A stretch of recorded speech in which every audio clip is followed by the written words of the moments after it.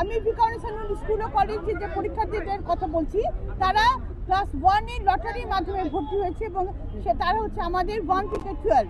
এই শিক্ষার্থীরা এই 12 বছর পার করে আজকে যে রেজাল্ট এনে দিয়েছে তাতে আমরা খুশি এবং আনন্দিত। কারণ আমরা যদি দেখি, আমরা টোটাল রেজাল্ট বলে তারপর আমি বিশ্লেষণে যাব। সেটা হচ্ছে আমাদের মোট পরীক্ষার্থী সংখ্যা ছিল 2514 জন। এর মধ্যে অংশগ্রহণকারী পরীক্ষার্থী হচ্ছে 2495 জন। তার মধ্যে কৃতকার্য হচ্ছে 2434 জন, অনুপস্থিত ছিল 19 জন। অকৃতকার্যের সংখ্যা হচ্ছে 61 জন, জিপিএ হচ্ছে 996 জন, পাশের হার হচ্ছে 97.56।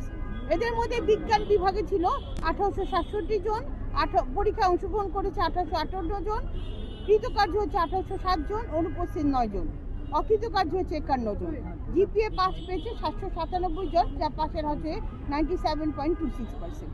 ব্যবসা শিক্ষায় 327 জন, পরীক্ষা অংশগ্রহণ করেছে 322 জন এবং কৃতকার্য হয়েছে 316 জন, অনুপস্থিত ছিল 5 জন, অকৃতকার্য 6 জন এবং জিপিএ পাস পেয়েছে 105 জন।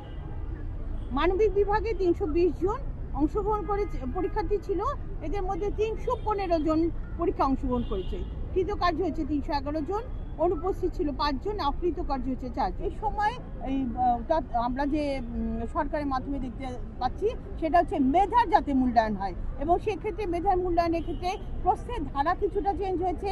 সেক্ষেত্রে মেয়েদের মধ্যে প্রশ্নের প্রিপারেশন তো ছিল, তারপরে কোনো কোনো পরীক্ষা তারা একটু প্রশ্নের সাথে অ্যাডজাস্ট করতে তাদের কিছু হয়েছে বা প্রশ্ন তারা বুঝতে পারেনি, এই ধরনের একটা ব্যাপার ছিল। কিছু প্রশ্ন ভুল ছিল, এটা আমি যেতে চাই না। আসলে প্রকৃত মেধার মূল্যায়নই হয়েছে। সাথে সাথে যেটা হয়েছে, আমরা করোনাকালীন কিছু সময় দেখেছি তারা কিন্তু আমি আমার ছাত্রীদের সামনেই বলতে আছি, ক্লাসমুখী ছিল না। তারা ক্লাসমুখী ছিল, এটা কিন্তু একটা বড় পয়েন্ট যে খারাপ হওয়ার পিছনে বা আপ টু দ্য মার্কস রেজাল্টটা হয়নি। আর যেটা আমরা সর্বোপরি আমরা বলবো, আমার এই শিক্ষার্থীরা কিন্তু অগাস্টে যে আন্দোলনে তারা সক্রিয় ভূমিকা করেছে এবং তারা একটা এত ভালো একটা রেজাল্টের মাধ্যমে কিন্তু তারা প্রমাণ করেছে তারা সব সময় কিন্তু ভালো জায়গায় পৌঁছাতে পারে।